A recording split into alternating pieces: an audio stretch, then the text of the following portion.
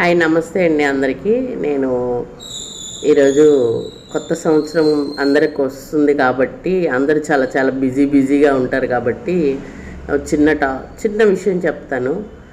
చాలామంది ఈరోజు స్వీట్స్ కొంటారు, కేకులు కొంటారు కదా. ఒక్కసారి ఆలోచించండి. అవి కొనే ముందు మనకి బజార్ వెళ్ళినప్పుడు ఫ్రూట్స్ అమ్మేవాళ్ళు రండి రండి రండి అని పాపం వాళ్ళు ఎదురు చూస్తూ ఉంటారు. కానీ మనకు అవసరం ఏంటి అంటే ఫ్రూట్సే.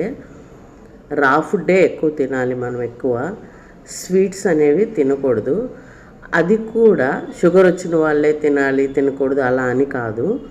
స్వీట్స్లో మీరు బెల్లమైనా సరే ఏదైనా సరే మనం అసలు స్వీట్ అనేది తీసుకోకూడదు. ఎందుకు తీసుకోకూడదు అంటే దాంట్లో సల్ఫర్ ఉంటుంది. ఆ సల్ఫర్ వల్ల ఏమవుతుంది అంటే మన గట్ హెల్త్కి చాలా ఇబ్బంది అవుతుంది. అండ్ మనకి ఆ గట్ హెల్త్ ఇబ్బంది అవ్వడమే కాకుండా మన బోన్ ఉంటుంది కదా, మన బోన్ కూడా కొంచెం అలాగా ఇయర్లీ కొంచెం తినేస్తూ ఉంటుంది. అందుకనే మనం చూడండి, బరువు ఎక్కువ ఉన్న వాళ్ళు కొంచెం నడుస్తున్నా కూడా మోకాళ్ళ నొప్పులు వచ్చేస్తాయి కదా.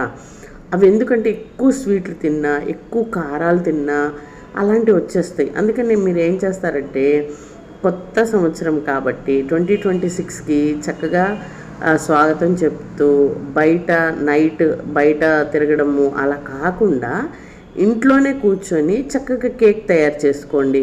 ఫ్రూట్స్ అన్నీ తీసుకొచ్చుకొని కట్ చేసుకొని ఫ్రూట్స్తో కూడా కేక్స్ తయారు చేసుకోవచ్చు. మా ఓల్డ్ వీడియోస్ చూడండి, మీకు అర్థమవుతుంది. నేను లింక్ పెడతాను కావాలి అంటే. ఇంకా మీరే మీ ఓన్గా చక్కగా ఏం లేదు, చాలా ఈజీ. ఈరోజు మా పిల్లలు లేరు, లేకపోతే నేను చేసి చూపించేదాన్ని మీకు. చిన్న గిన్నెలో మీరు కోడిగుడ్లు చాలా ఈజీ కేక్ తయారు చేసుకోవడము. ఇంగ్రీడియంట్స్ చెప్తాను. మీరు క్యారెట్ తురుముతో కూడా చేసుకోవచ్చు. ట్రై చేయండి, బాగుంటుంది. నేను చేస్తాను. అది మన చక్కగా ఈజీగానే ఉంటుంది మీకు. క్యారెట్ షుగర్ కోసము, షుగర్ లేకుండా క్యారెట్ అయితే కొంచెం న్యాచురల్గా స్వీట్ అందుతుంది దానికి. మీరు బనానా వేసుకోవచ్చు, ఇంకా ఖర్జూరాలు ఉంటాయి కదా అవి వేసుకోవచ్చు. స్వీట్ వస్తుంది. అప్పుడు ఏమవుతుంది, పంచదార తగ్గిద్ది కదా. లేదు పంచదార వద్దనుకుంటే చక్కగా బెల్లంతో తయారు చేసుకోండి, బాగుంటుంది.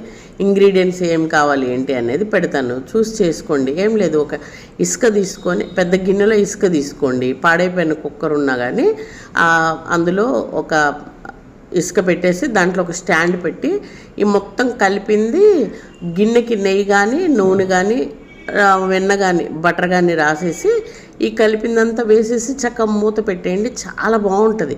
బాదం పప్పులు, జీడిపప్పులు అవన్నీ వేసుకోవచ్చు.